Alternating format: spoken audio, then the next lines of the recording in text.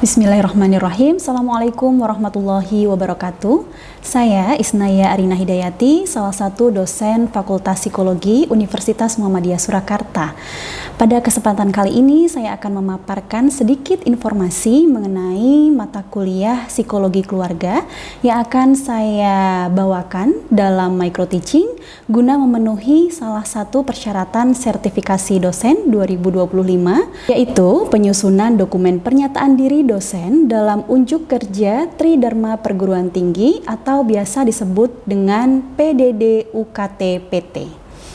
Mata kuliah ini adalah mata kuliah Psikologi Keluarga yang berbobot 2 SKS, bersifat wajib, diambil oleh seluruh mahasiswa S1 Psikologi yang telah mengambil mata kuliah prasyarat yaitu Psikologi Perkembangan Remaja dan Dewasa.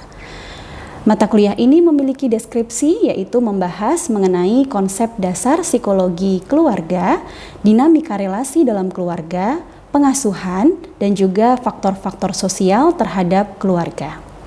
Salah satu capaian dari mata kuliah ini adalah mahasiswa mampu menjelaskan konsep dasar psikologi keluarga serta pembentukannya, perspektif psikologi dan juga Islam, serta dinamika relasi dalam keluarga.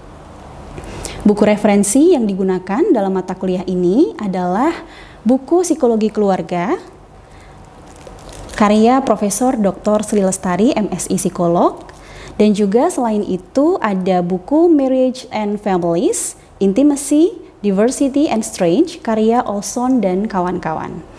Evaluasi pada mata kuliah ini menggunakan tes tertulis, unjuk kerja, rubrik, dan proyek karya. Berikut salah satu video pembelajaran terkait mata kuliah Psikologi Keluarga. Selamat menyaksikan. Assalamualaikum warahmatullahi wabarakatuh. Bismillahirrahmanirrahim. Assalamualaikum warahmatullahi wabarakatuh. Selamat siang teman-teman. Siang. Ini kebetulan jam terakhir kita ya setelah sekian waktu kalian menghabiskan untuk belajar di beberapa mata kuliah. Ini kita jam terakhir. Saya harap teman-teman masih semangat. Masih semangat? Masih. Udah makan siang belum? Belum makan siang? Ya udah, nanti habis materi ini selesai kita sama-sama ke kantin ya. Oke. Yang traktir nanti Rafiq. Oke? Iya. Baik, teman-teman. Hari ini kita masuk di pekan kedua ya. Pekan kedua, mata kuliah kita apa dulu? Psikologi Keluarga. Ya, pertemuan kedua kita kali ini kita akan membahas tentang yang kalian lihat di sini, pembentukan keluarga dalam perspektif psikologi dan Islam. Ini nanti kita akan berbicara banyak tentang apa sih bekal-bekal yang akan kita persiapkan, kemudian kemampuan-kemampuan apa saja, tips dan trik apa saja yang perlu kita kuasai untuk kita masuk ke dalam jenjang pernikahan. Ada yang sudah ready? Oh belum. Nah, makanya kita mengikuti mata kuliah ini biar kita ready gimana kita persiapan untuk melangkah kepada kehidupan pernikahan. Oke. Tapi sebelum kita masuk ke sini, kita belum berdoa teman-teman ya, karena ini sesi yang terakhir. Kita harapannya tetap fokus dan tetap mengharap ridho Allah supaya apa yang kita pelajari hari ini berjalan lancar dan bermanfaat. Kita berdoa bareng-bareng sesuai ya pasti ya agama kita, agama Islam. Silahkan masing-masing berdoa mulai.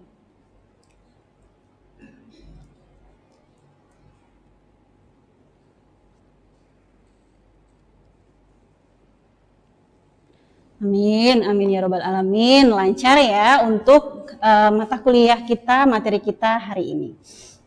Oke.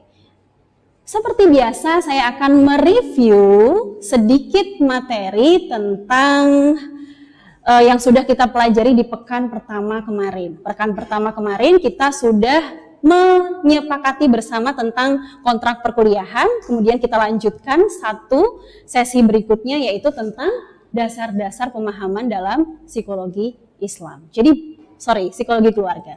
Basic knowledge-nya tentang keluarga itu apa, gitu ya. Ada yang masih ingat? Bentuk-bentuk keluarga itu apa saja? Apa saja bentuk-bentuk dalam keluarga? Itu ada banyak tuh. Ada yang bisa menyebutkan mungkin?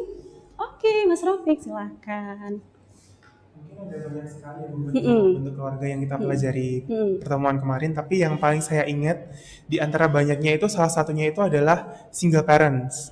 Single parent Iya, family. single Ya, parents apa family. itu Mas Rafiq? Di mana Single single parent parent family itu terdiri dari satu orang tua, bisa family. ayah atau bisa ibu dan Mm-mm. juga anak gitu. Jadi mungkin terkadang kan orang tua itu ada yang mungkin pisah atau mungkin salah satunya meninggal. Nah, itu Oke. di mana salah satu orang tua itu bersama dengan anaknya. Nah, itu namanya single parent family. Oke, betul sekali. Berarti dalam kondisi mungkin kenapa dia single parent, single fighter, mungkin teman-teman familiar dengan single fighter gitu ya.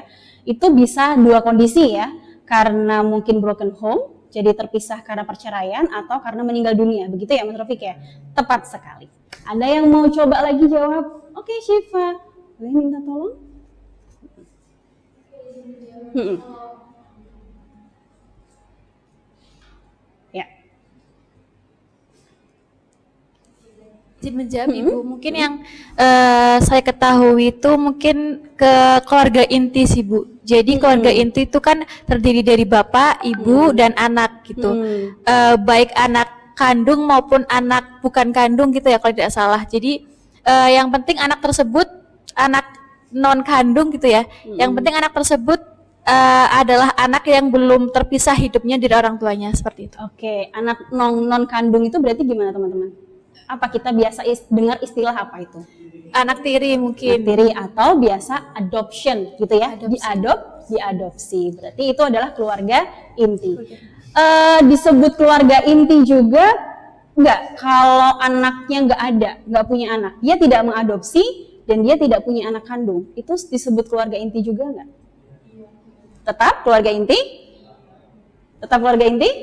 Ya, betul ya, tetap keluarga inti. Karena pada dasarnya keluarga itu adalah susunan dari ayah atau ibu, suami dan istri yang hidup dalam satu rumah secara bersama-sama. Entah itu ada anak atau tidak, tetap disebut sebagai keluarga. Gitu ya. Oke, sip. Kemudian satu lagi deh tentang fungsi-fungsi keluarga. Di dalam keluarga idealnya memberikan fungsi-fungsi dasar bagi anggota keluarga, gitu ya. Dan ini menjadi bahan refleksi bagi setiap keluarga. Kira-kira kalau fungsi-fungsinya itu belum terpenuhi dengan maksimal, itu menjadi evaluasi, gitu ya. Kira-kira apa? Satu aja bentuk fungsi dari keluarga. Nafia, ya. Oke.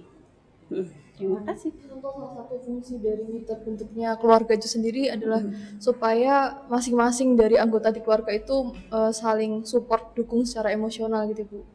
Sehingga dalam melanjutkan kehidupan itu mereka bisa saling menguatkan gitu, saling ya istilahnya bisa lebih berdaya gitu Bu dalam menjalani Oke, berarti itu namanya dukungan apa? emosional. Dukungan emosional. Selain dukungan emosional ada dukungan apa lagi dalam keluarga?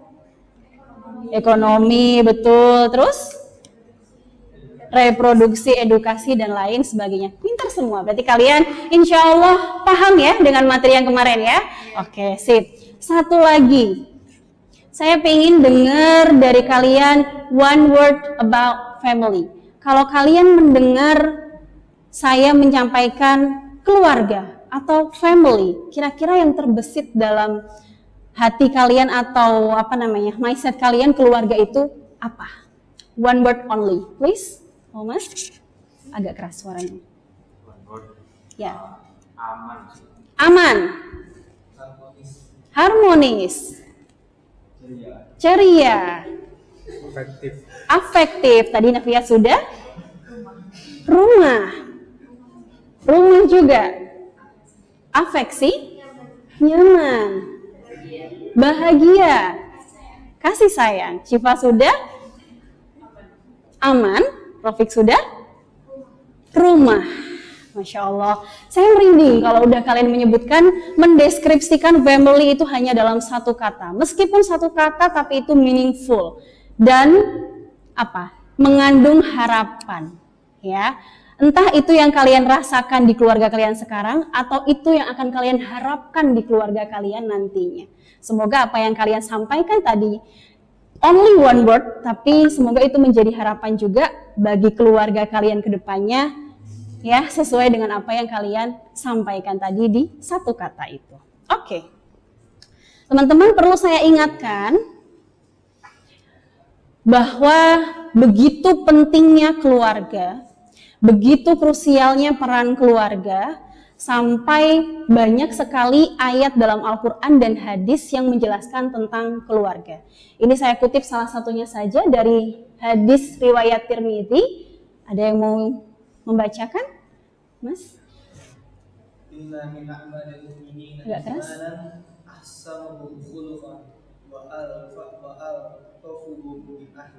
Iya. Artinya?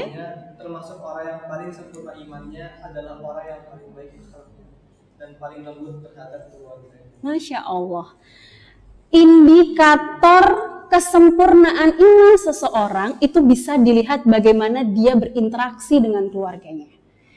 Bahkan keluarga itu ya, nggak tanggung-tanggung Allah itu menuliskan ya, selain dalam Al-Quran dan juga hadis, bahwa salah satu indikator kesempurnaan iman seseorang atau kesempurnaan agama seseorang dari bagaimana dia memuliakan keluarganya, ya.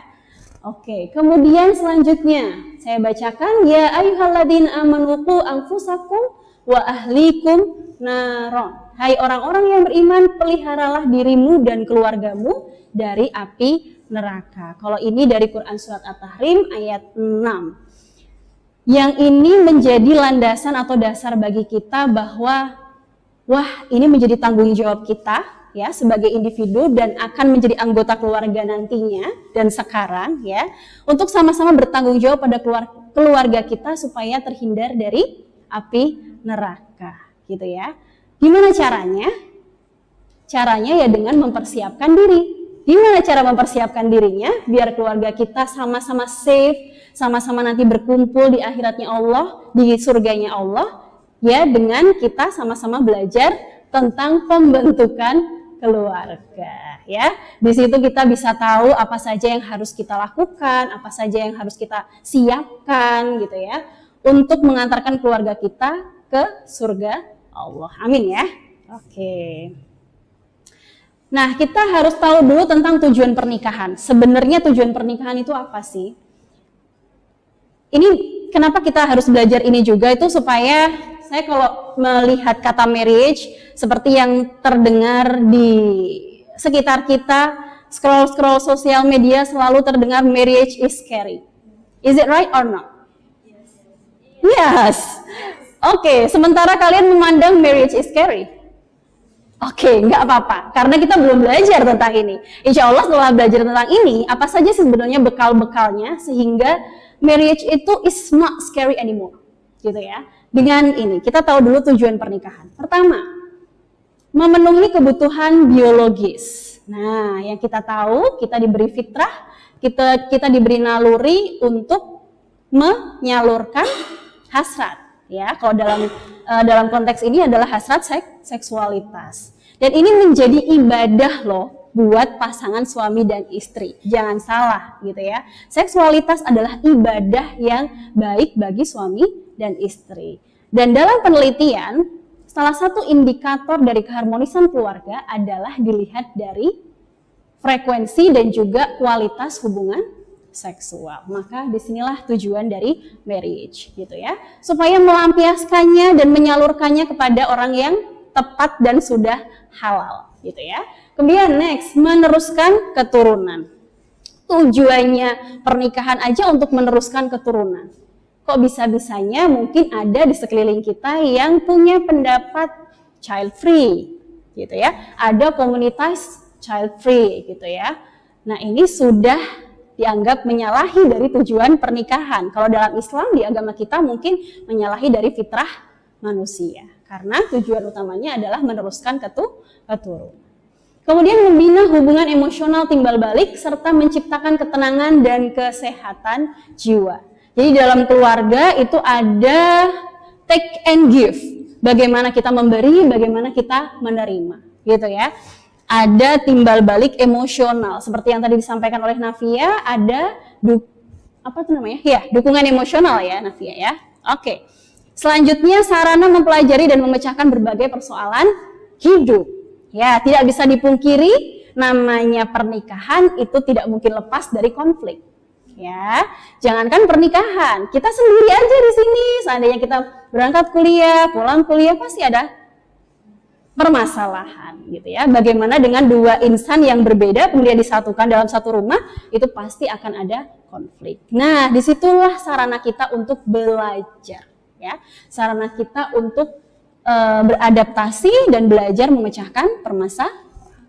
Kemudian yang terakhir adalah membentuk keluarga samawa. Biasanya teman-teman kalau nikahan teman samawa ya. Apa itu samawa? Sakinah, mawadah, warohmah. Itu kepanjangannya. Artinya apa? Sakinah, artinya apa sakinah? Sakana, dari kata sakana. Ketenangan. Ya, harapannya keluarga itu tenang di dalamnya. Kemudian mawaddah. Mawaddah itu apa? Cinta, gitu ya. Cinta, penuh dengan rasa cinta. Kemudian warohmah, gitu. Dan kasih sayang. Oke. Baik, selanjutnya ya. Nah, pembentukan keluarga secara psikologi general gitu ya, secara general. Jadi dimulai dari pemilihan pasangan dulu, teman-teman.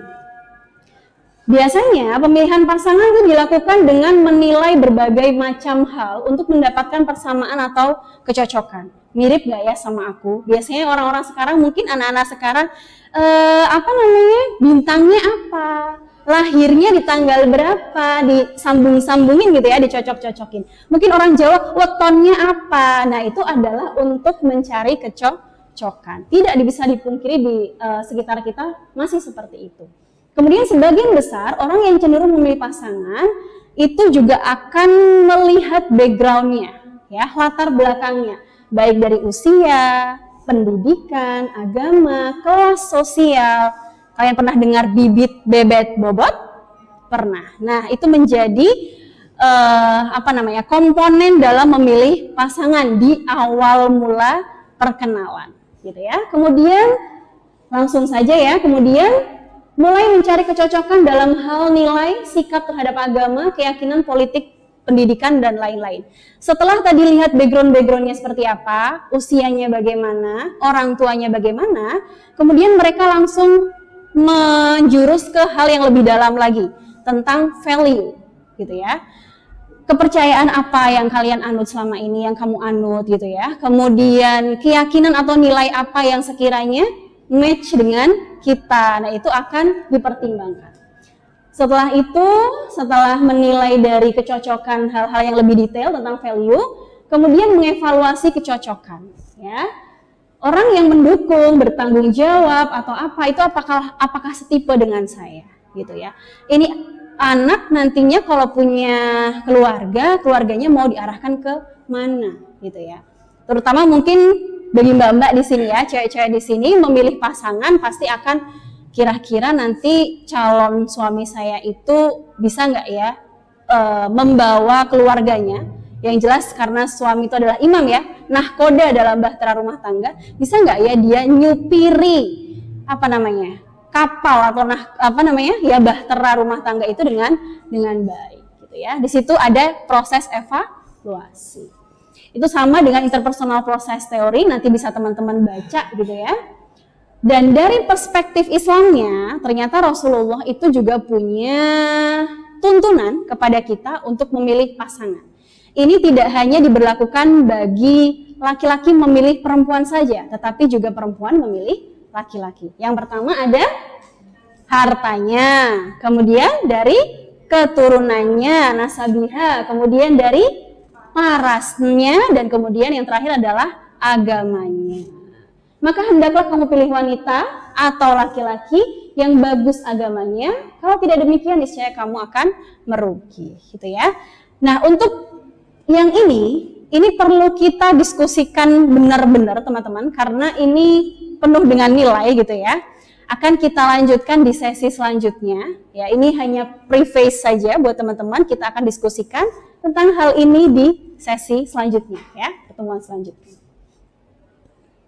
Nah, kemudian apa saja persiapan-persiapan yang harus kita lakukan atau siapkan sebelum menikah? Yang pertama, persiapan ilmu tentang pernikahan. Ilmu tentang pernikahan itu apa sih? Meliputi apa saja? Ya, kewajiban suami atau istri itu seperti apa, hak suami dan istri itu seperti apa gitu ya. Kemudian apalagi ilmu tentang pernikahan. Apa Mas? Boleh ya, bagaimana nanti mengatur finansial, siapa berperan apa, ayah nanti berperan bagaimana, ibu itu bagaimana gitu ya, peran dan fungsi dalam keluarga. Kemudian yang kedua, persiapan mental atau psikologis ya, pasti kalau seandainya nggak siap mentalnya untuk menikah, ya pending dulu aja gitu ya, dipersiapkan dulu secara mentalnya dulu, karena tadi yang saya sampaikan di awal bahwa pernikahan itu tidak luput dari konflik gitu ya. Kemudian persiapan fisik, tidak hanya mental saja tetapi juga fisik gitu ya. Kesehatan, maka di Indonesia biasanya masih ada pemeriksaan kesehatan sebelum menikah. Kalian pernah dengar itu? Nah, kemudian ada suntik ya, suntik tete kalau nggak salah. Itu juga untuk mengantisipasi hal-hal yang tidak diinginkan selama pernikahan gitu ya. Itu adalah upaya dari persiapan fisik. Kemudian persiapan ruhiyah, nah ini meliputi apa aja? Ruhiyah berkaitan dengan spiritualitas dan juga religiusitas. Sebenarnya makna pernikahan yang kita yakini itu seperti apa? Pernikahan kita nanti itu mau dibawa kemana? Itu adalah persiapan spiritual. Sedangkan religiusitasnya lebih ke arah agama, gitu ya. Kemudian, nah yang tadi terakhir, memahami hak dan kewajiban istri atau suami. Nah, kalau sudah lengkap semua itu tadi, bagian terakhir adalah merawat cinta, gitu ya. Bagaimana merawat cinta supaya pernikahan ini, keluarga ini, sesuai dengan anjuran yang dalam Al-Quran tadi ya, terhindar dari api neraka dan dikumpulkan ke surga. Gimana caranya merawat cinta? Yang pertama adalah komunikasi. Kalian pernah dengar dalam istilah psikologi apa kalau saling terbuka itu namanya apa? Asertif, betul. Asertivitas dalam rumah tangga atau keluarga itu penting banget teman-teman. Jadi apa yang nggak nyaman di aku, apa yang nggak nyaman di kamu sebagai suami itu disampaikan gitu ya. Kamu pengennya apa, aku pengennya apa, itu disampaikan. Itu namanya asertivitas gitu ya.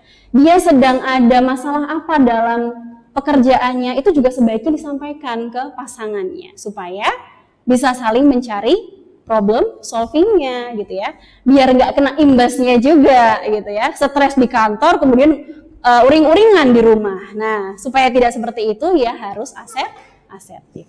Kemudian resolusi konflik tadi ya, untuk mengupayakan supaya konflik itu terpecahkan dan tidak terulang kembali. Quality time, jangan lupa. Meskipun ayah, ibu itu sangat padat dengan aktivitas ya, aktivitas pekerjaan, tapi harus disisihkan waktunya untuk keluarga. Selain dari quality time ada me time. Itu penting sekali teman-teman ya, untuk menjaga, kalau anak-anak sekarang bilangnya menjaga kewarasan. Betul ya, betul sekali.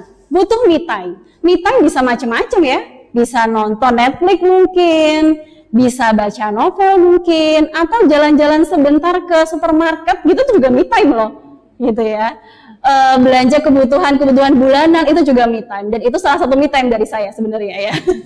Ke tempat perbelanjaan gitu ya, terus apa ya yang kira-kira kebutuhan yang diperlukan gitu. Itu me time juga. Tuh. Kemudian apresiasi ya, jangan sampai apa ya, malu-malu mengapresiasi pasangan atau anak kita gitu ya. Itu yang diperlukan. Masaknya enak, diapresiasi gitu ya. Dandanya cantik, diapresiasi. Meskipun mungkin agak susah ngomongnya ya. Biasanya laki-laki itu gengsi ya mau ngomong kayak gitu ya. Kamu cantik banget hari ini. Biasanya gengsi ngomong kayak gitu. Cukup biasanya kalau zaman sekarang pakai tanda aja. Nah, kayak gitu. Atau gini. Nah, udah selesai. Itu apresiasi dalam bentuk non-verbal. Kalau memang secara verbal itu susah banget untuk diungkapkan, Bu, gengsi, Bu. Nah, itu pakai gini aja udah cukup gitu ya. Gini, oke, gitu ya. Dan masih banyak lagi komunikasi nonverbal yang bermuatan apresiasi. Kemudian saling mendukung dan empati, ini pasti. Kemudian saling mengingatkan, jangan sampai ya, udahlah lakum dinukum waliyadin. Kamu sendiri aja terserah, nggak apa-apa, kamu salah juga masa bodoh, nggak boleh kayak gitu ya, harus saling mengingatkan. Kemudian saling mendoakan. Nah, ini biasanya jurus terakhir, kalau diingatkan itu agak sulit, diingatkan lewat doa gitu ya, langsung terbuka, langsung ke langit gitu ya, supaya dia bisa berubah. Dan juga saling mendoakan dalam konteks yang lainnya ya. Kemudian manajemen ekonomi, dan yang terakhir adalah hubungan seksual yang baik. Oke, selesai sudah teman-teman untuk sesi kita hari ini. Kita masuk ke refleksi ya dan evaluasi. Simple question aja buat teman-teman. Jawab pertanyaan-pertanyaan ya. Mau ditunjuk atau jawab bareng-bareng? Bareng-bareng aja. Oke, keroyokan ya. Nih, salah satu tujuan pernikahan adalah sebagai sarana untuk beradaptasi dan mendapatkan pembelajaran. Benar atau salah? Salah. Benar atau salah? Oke, saya mau tanya yang benar dulu. Kenapa? Siapa yang mau jawab? Oke, Nafia.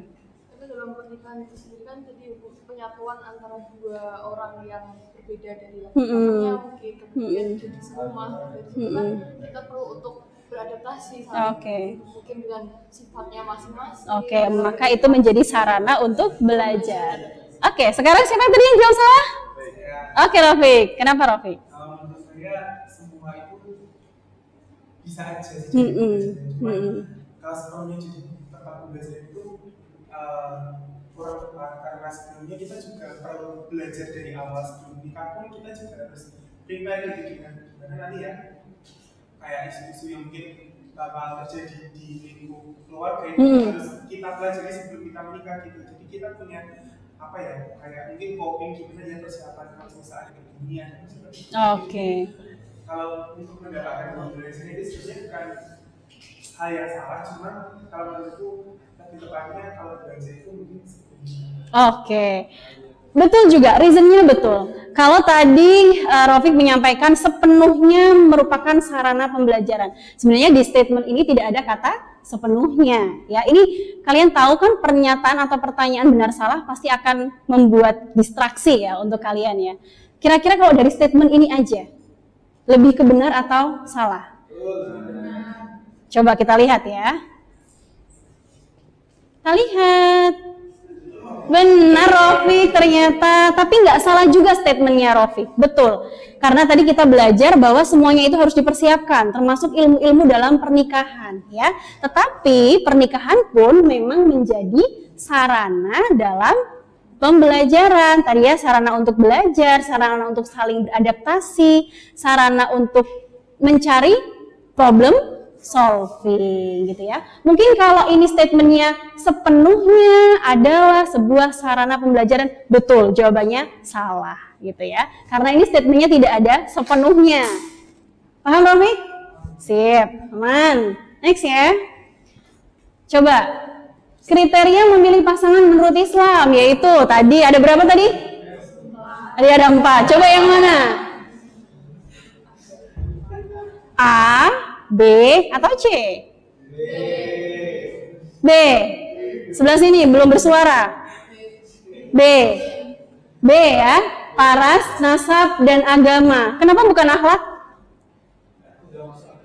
Ya, betul sekali. Karena akhlak adalah bagian dari agama. Oke. Satu lagi. Menikah tidak perlu mempersiapkan bekal ilmu dan pengetahuan, karena ilmu tersebut akan diperoleh ketika sudah menjalani rumah tangga. Oke, kalau ini dengan suara yang lantang dan tegas ya. Salah, betul sekali. Oke, selesai sudah teman-teman materi kita hari ini. Any question? Ada pertanyaan? Cukup. Oke, kalau begitu kita akhiri sesi hari ini dengan sama-sama membaca hamdalah. Alhamdulillahirabbil alamin. Terima kasih atas partisipasinya. Terima kasih atas semangatnya teman-teman. Kita ketemu insya Allah di next meeting. Assalamualaikum warahmatullahi wabarakatuh.